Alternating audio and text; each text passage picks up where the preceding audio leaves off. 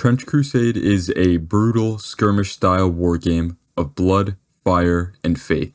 Set in the ashes of a war-torn earth, we fight for the forces of heaven or hell.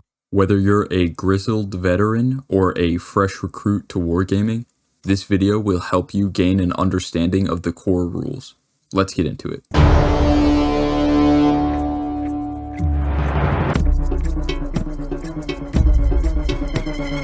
Trench Crusade is played in turns. Each turn, players take alternating activations in which you will activate one model, then your opponent activates one of theirs, and so on until every model on both sides has been activated once. At the start of each turn, the player with fewer models remaining chooses who activates first. If you're tied, roll a d6. Highest wins the choice. During a model's activation, it can perform a series of actions. The basic actions that pretty much every model can do are move, ranged attack, melee attack, and dash. You can perform as many different actions as you want, but you can't repeat the same one twice, unless your model's rules state otherwise. Let's talk movement before we get into the other actions of the game. You can choose one of three options when declaring a move. First up, the standard move. It's simple, just move the model up to its movement stat in inches, no dice, no roll, just go. Alternatively, you can charge if you want to get into melee combat with a model. To charge, you must pick an enemy you see within 12 inches, then move your model towards them using the shortest, most effective path, and add a bonus d6 inches to your movement. Even if you do not have enough movement to get into melee range, you must use the full movement to get as close as possible. If you get within 1 inch, you're now locked in melee combat. But remember, you can't charge if you've already made a ranged attack, unless it was with a ranged weapon that has the assault keyword. The final choice for movement is the retreat option. To retreat, you must move up to your full movement stat, and you're allowed to leave melee combat. However, there is a risk. Every enemy you're engaged with gets a free melee attack before you go. I just wanted to give a quick example of the different movement types in Tabletop Simulator. So here's just the regular movement. You can move 6 inches, which is the Heretic Trooper's base movement, up to 6 inches. So as long as you're not getting in melee range, being 1 inch from an enemy, you're good to end your move.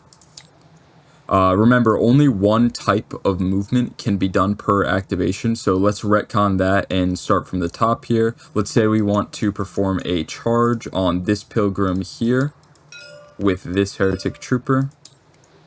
He would take his base movement being 6 inches and roll a d6 and add it to the base movement for a total of 11 inches.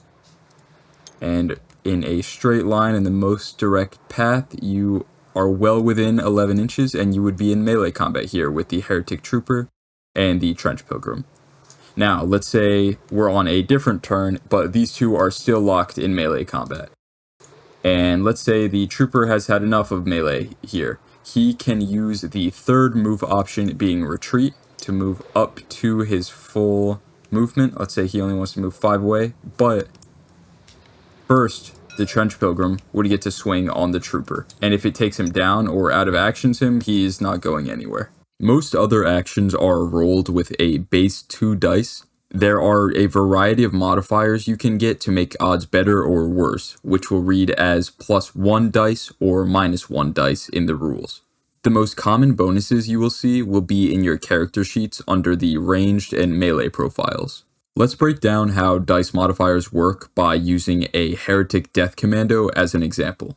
When you're performing an action like making a ranged attack or melee attack, you always start by rolling 2 dice, and then you either add or subtract extra dice based on your character's stats or the situation. For instance, this Death Commando has a +1 dice to ranged and a +2 dice to melee. That means when he makes a ranged attack, he rolls 3 dice total and takes the 2 highest results. In melee, it's even better. He rolls 4 dice and again takes the 2 highest. Now, those same dice modifiers can also work against you. Let's say an enemy model is trying to shoot someone who's in cover. That shooter now takes a -1 dice penalty to their ranged attack. For example, Imagine a heretic trooper is taking the shot. His base range stat is 0, so under normal conditions he'd just roll the standard 2 dice and take the best 2. But because the target is in cover, he's hit with a -1 dice penalty. That means he rolls 3 dice total, but this time he takes the 2 lowest results. Failing standard actions like a ranged or melee attack allow you to continue your activation after failing. Others, like dashing or charging without line of sight, are risky actions, which will end your activation immediately if failed. To complete any action in the game, you must roll on the action success chart. No matter what action you are doing, you will always roll on this chart, which makes things very easy to understand. A successful action is the result of 7 or higher when rolled on the chart. 6 or lower is a fail, and a 12 is a critical success, which gives you a bonus dice to ranged or melee attacks when rolling on the injury table. We will touch on rolling injuries a little bit later. The combat system is simple yet effective, unlike other war games that have a ton of weird, intricate rules that you often forget anyways. When making a ranged attack, models can shoot if they have line of sight and are not in melee. Declare your weapon, check range, apply modifiers, and roll on the action success chart. Here are some common ranged modifiers. If your model is 2 inches higher than its target, then you would be shooting from high ground, which grants you +1 dice. Is the target behind cover? -1 dice. Are you in long range? Another -1 dice. To see if a model has cover, ask yourself these 3 questions. 1. Is the model touching cover? 2. Is that cover as wide or wider than its base? 3. Is any part of the model obscured? If you answer yes to all 3 of these, then the model is receiving the benefits of cover. Long range is simply classified as over half of the ranged weapon's range. So if you were firing a bolt action rifle with a range of 24 inches, then anything higher than 12 inches would be considered long range, and you would suffer the penalty to hit. Melee attacks can be made if the activated model is within 1 inch of 1 or more enemies. Select a melee weapon the model is equipped with, and declare what model you are attacking. Then roll on the action success chart and add any modifiers to the hit. Here are some common melee modifiers. If there is at least a ½ high obstacle in between the attacking and defending model in melee combat, then you would get a -1 dice to hit for defended obstacle. When an attack is made with a second melee weapon, you would suffer the penalty for offhand weapons, which is a -1 dice to hit. If either of your ranged or melee attacks result in a successful action, it is time to roll on the injury chart. 2d6 again, modified by gear, traits, and conditions. Here's a breakdown of the injury chart.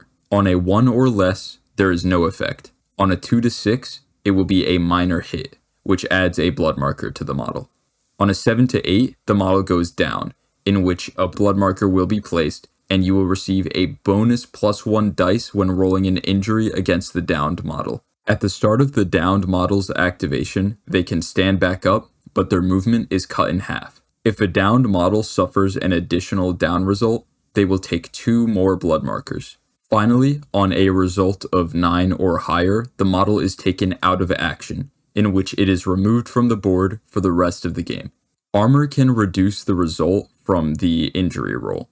A trench shield subtracts 1 to injury rolls, standard armor subtracts 1 to injury rolls, reinforced armor subtracts 2, and machine armor subtracts 3. If the model has the keyword tough, they do not go out of action on a 9-up, they only go down instead. The tough ability is only used during the first time a model would go out of action. Blood markers can seem a bit confusing at first, as I see a lot of new players getting this rule wrong, so pay close attention and I'll try to explain it to the best of my ability. Blood markers represent physical damage that can be received from taking a minor injury, as we discussed before. Every time the wounded model takes an action, your opponent can spend 1 or more blood markers to apply -1 dice per marker on the action roll. If the model with a blood marker on it is receiving an injury roll, those same markers can be spent to add +1 dice to the injury chart roll. making it much more likely that they perish. Keep in mind that you cannot use blood markers when an enemy is making an injury roll against you, as an injury roll is not an action. That wasn't too bad, right? Basically, they can just be used to make actions for your opponent worse or give you a higher chance to out of action your opponent. Let's do a quick example of how blood markers work in Tabletop Simulator.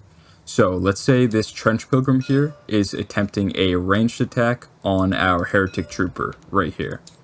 So Trench Pilgrim player tells me I'm declaring a ranged attack on your Heretic Trooper. I say, hey, I'm going to use one of your blood markers, turning the pip down by 1, and he would be rolling his base ranged attack, being 2d6, plus a -1 that I just gave him from the blood markers, taking the 2 lowest,